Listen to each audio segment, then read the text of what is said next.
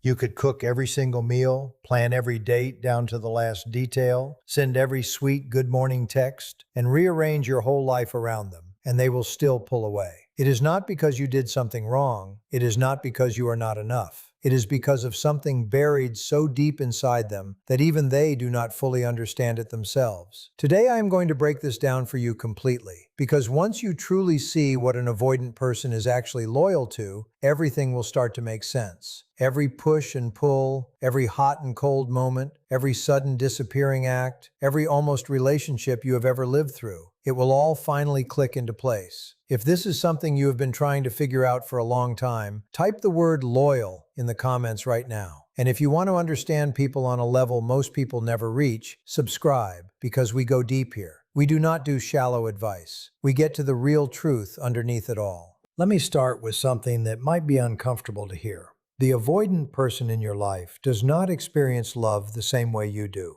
That is not an insult to them, and it is not a judgment either. It is simply a fact. And the sooner you understand this fact on a real emotional level, not just as an idea in your head, but as something you actually feel and accept, the sooner you will stop wearing yourself down trying to earn something from someone who is running on a completely different system than you are. Here is the thing. Most people spend years, sometimes decades, trying to figure out what they need to change to make an avoidant stay, to make them open up, to make them finally choose them fully. They try being less needy. They try being more available. They try giving more space. They try pulling back a little to see if that helps. They try being warmer. They try being cooler. They try nearly everything they can think of. And almost every time, nothing shifts in any lasting way. The avoidant might soften for a moment. They might come closer for a while. They might even say all the right words. But then something happens, something invisible, something you cannot quite put your finger on, and they begin to disappear again. And you are left wondering what you did wrong, what you said, what you missed. Most of the time, the honest answer is nothing, because the problem was never really about you or your actions. The real issue is about what the avoidant person is loyal to. And they are not loyal to you. They are not loyal to the relationship.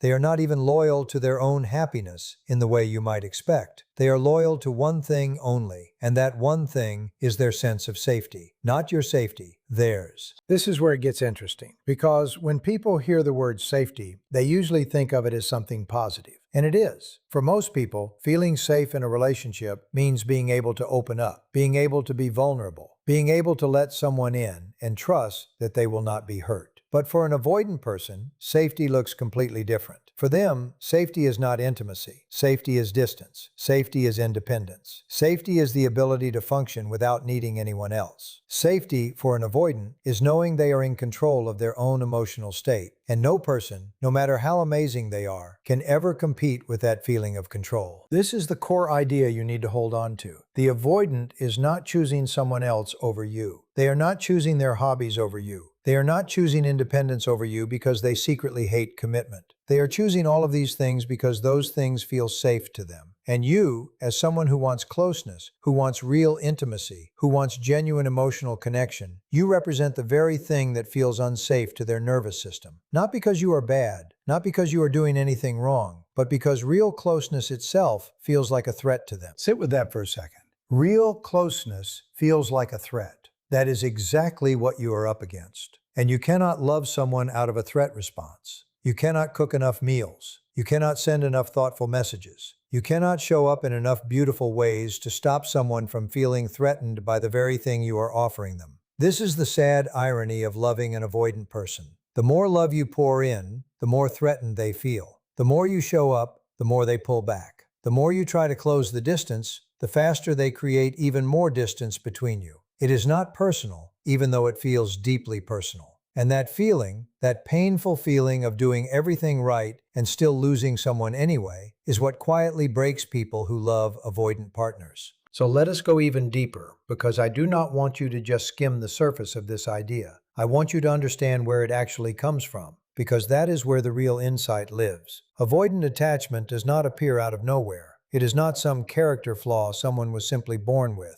It is a learned response. It usually develops early in life as a way of surviving an environment where emotional needs were ignored, dismissed, or even punished. Think about what that means for a child who cries out for comfort and is met with silence. A child who expresses sadness and is told to stop being so sensitive. A child who reaches out for connection and finds that the person they need either cannot give it or actively pulls away from it. What does that child learn from this? That child learns that needing people is dangerous. That child learns that vulnerability leads to disappointment. That child learns that the safest strategy is to need less, to feel less, to become so self-sufficient that they never have to depend on anyone emotionally again. And that strategy works. It works in that environment. It protects them. It keeps them functioning. It allows them to survive something that would otherwise be emotionally overwhelming. The problem is that the child grows up. The environment around them changes, but the strategy stays exactly the same.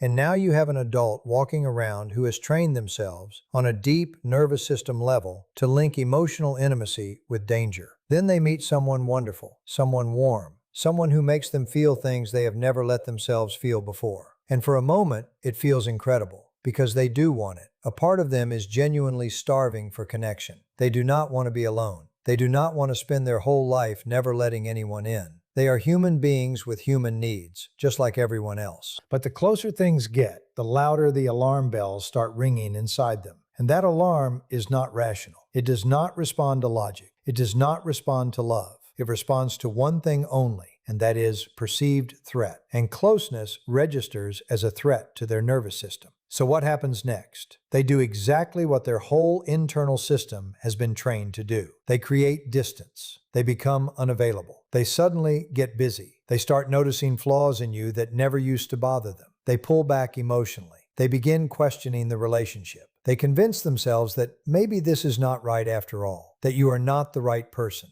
that they are not ready, that something feels missing. And here is the part that is so important to really absorb. They are not lying when they say these things. In that moment, they genuinely believe all of it. Their brain has convinced them that pulling away is the correct and rational choice. Their brain is showing them every possible reason why getting closer would be a mistake. It is doing this to protect them. It is doing this because that is exactly what it was trained to do a long time ago. So when an avoidant person pulls away from you, they are not being calculated. They are not playing games on purpose. They are not trying to hurt you. They are simply following the oldest and deepest programming they carry inside them. They are being loyal to their safety system. And that safety system does not care about you. It does not care about what the two of you have built together. It does not care about the beautiful moments you have shared. It does not care about your feelings, your needs, your love, or your efforts. Because that safety system was built long before you ever entered their life. It was built when they were small and powerless and had no other options available to them. And it has been running quietly on autopilot ever since. Now, here is where people make the biggest mistake. And I really need you to hear this clearly, because this mistake ends up costing people years of their lives. When people learn about avoidant attachment, they often turn that knowledge into an excuse to keep trying harder. They think, okay, now I understand them. Now I know why they act this way, so I need to be more patient, I need to be more understanding, I need to give them more space, I need to love them better, I need to stick around long enough until they finally feel safe with me. And sometimes that feels noble. It feels like the compassionate thing to do. But I want to gently challenge that idea. Not because compassion is wrong, but because that approach puts all of the responsibility on you and none on them. And that is not really compassion at all. That is self-abandonment wearing the mask of patience. Let me explain what I mean by that. An avoidant person absolutely can grow. People with avoidant attachment styles are not broken beyond repair. They are not permanently incapable of love, connection, or healthy relationships. But they can only grow if they are actually doing the work. Real work, not simply the work of tolerating your presence while you wait quietly on the sidelines. Real, active, intentional work on themselves, through therapy, through honest self-reflection, through a genuine willingness to look at their own patterns and take responsibility for them. Because here is what does not work. Waiting for them, shrinking yourself down, making yourself smaller and more accommodating, tolerating behavior that hurts you simply because you now understand where it comes from.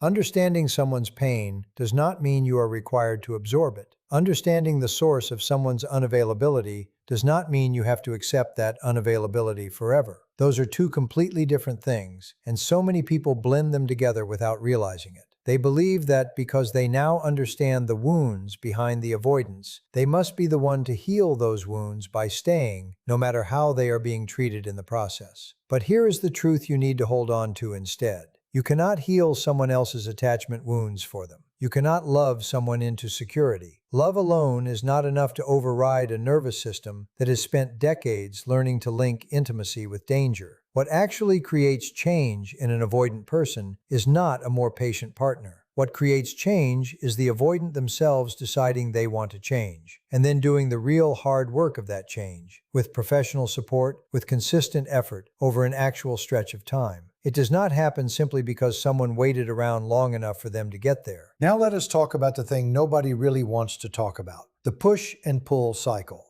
Because if you have ever been involved with an avoidant person, you know exactly what I mean. It is one of the most psychologically addictive dynamics that exists in human relationships. Here is how it works. The avoidant pulls away. You feel the loss of their warmth and closeness. You start to panic. You reach out. You do more. You try harder. Then one of two things happens. Either they do not respond, and you spiral deeper into anxiety, or they come back and warm up again. And the moment they come back, it feels incredible. Because the relief of having them close again, after the fear of losing them, creates an enormous emotional high. Your brain registers that moment of reconnection as deeply rewarding, almost like a drug. And then they pull away again, and the cycle repeats. Here is the thing. Over time, this cycle trains you to become more and more focused on them, because your nervous system is now stuck in a constant state of waiting for the next moment of connection. Every small gesture starts to feel enormous. Every text they send feels like a gift. Every moment of warmth feels like winning. And without even realizing it, your whole life has become organized around them. Your mood depends on their mood. Your sense of worth depends on their response. Your day is shaped by whether they reached out or did not.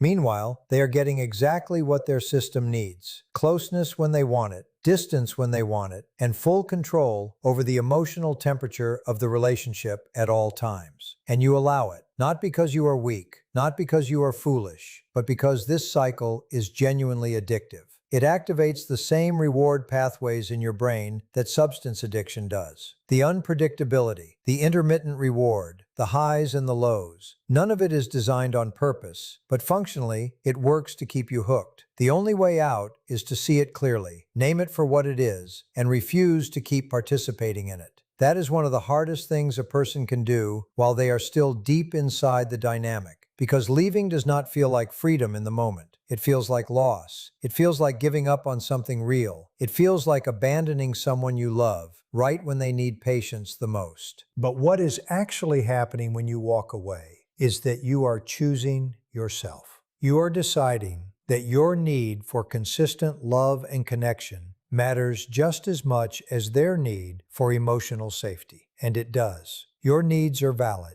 Your desire for closeness is not a flaw. Your need for security in a relationship is not weakness, and it is not neediness. It is a completely normal, healthy human need. And you deserve to be with someone who can actually meet it. Not perfectly, not effortlessly, but consistently. Someone who, when they feel the pull to withdraw, chooses to communicate instead. Someone who recognizes their own patterns and takes responsibility for them. Someone who is actively building something with you, rather than keeping you at exactly the distance that feels comfortable to them alone. Now I want to address something important, because I do not want this to turn into a session of bashing avoidant people. I do not believe avoidants are bad people. I believe they are people in real pain, and their pulling away, while it hurts you, is also quietly hurting them. The avoidant is not actually winning in this dynamic. They might look like they are. They might seem completely unbothered. They might appear totally fine on the outside. But underneath, many avoidants carry a deep, quiet loneliness. There is a part of them that genuinely wants connection, but they have learned to suppress that want so thoroughly that sometimes they cannot even access it consciously anymore. They tell themselves they are fine being alone.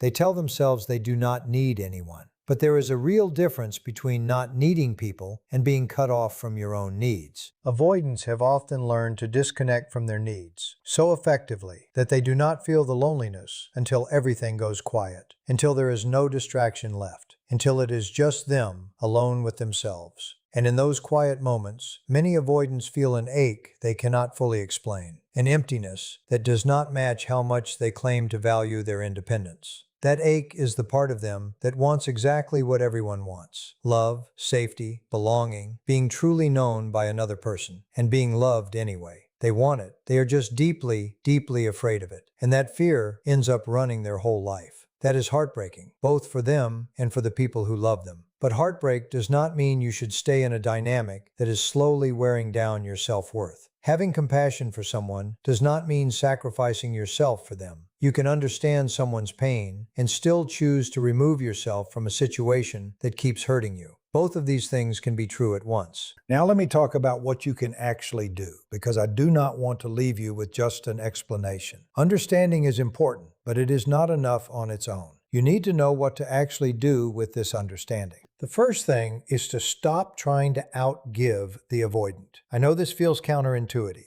because your instinct when someone pulls away is to do more, to show them you care, to prove your value, to demonstrate that you are worth staying for. But every time you do more in response to their pulling away, you are reinforcing the exact cycle that is hurting you. You are teaching them that their distance makes you work harder. And without meaning to, that tells their nervous system that they are safe, that they have control, that they can pull back and you will never leave.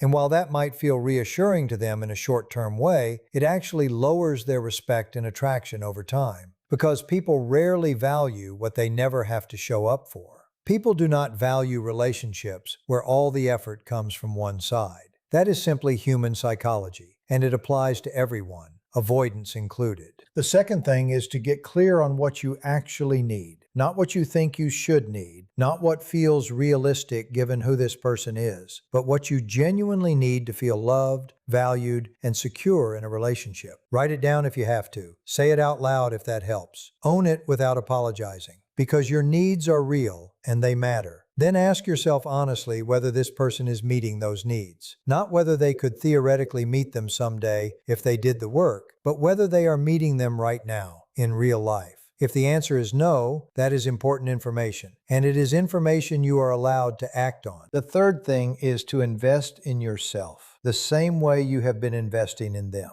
All that energy you have poured into understanding them, accommodating them, being patient with them, trying to find the exact right combination that will finally make them open up. Take even half of that energy and turn it toward yourself instead. Your growth, your friendships, your passions, your life. Two things happen when you do this. First, you start to remember who you are outside of this dynamic. You begin reclaiming the parts of yourself you quietly set aside while organizing your life around someone who was never organizing theirs around you. Second, you become less available for the cycle, not as a manipulative tactic, but simply because you are genuinely living your own life again. And that is attractive. And more importantly, it is healthy. The fourth thing is to stop explaining yourself to someone who is not ready to understand. When you are caught in a dynamic with an avoidant person, there is often a pattern of trying to make them see, trying to explain how you feel, trying to communicate your needs in a way that will finally land with them. Sometimes this genuinely helps, and communication is always valuable. But there is a version of it that turns into pleading, into justifying your needs, into convincing someone that you deserve basic emotional reciprocity. If you have reached the point where you are constantly defending your feelings or proving that you deserve love, something is already wrong. The right person will not make you argue for your own worth. The biggest shift comes when you are willing to let the relationship end if it no longer meets your needs. Real consequences, not empty threats, are often the only thing that pushes an avoidant person to actually reflect. Sometimes they grow, sometimes they let you go. Either outcome gives you clarity. Not every relationship is meant to last. Some exist only to reveal your own patterns, how much you tolerate, how often you abandon yourself just to keep someone else comfortable. If you keep finding yourself drawn to emotionally unavailable people, it is worth asking where that pattern first began. The real work is not only about understanding the avoidant person, it is about understanding yourself. Many people mistake the anxiety of chasing an avoidant for genuine chemistry, but secure love feels completely different. It feels calm, steady, safe, and it does not leave you constantly wondering where you stand. Healthy love does not require you to shrink yourself, ignore your own needs, or keep proving your worth. It allows you to feel more like yourself, not less. You deserve someone who chooses you consistently, not someone who keeps you guessing. So stop chasing. Stop accepting crumbs and calling it love. Be loyal to your own well-being. When you decide your needs matter just as much as anyone else's, everything begins to change. You stop overgiving, you create space for real connection, and you finally make room for the love you truly deserve.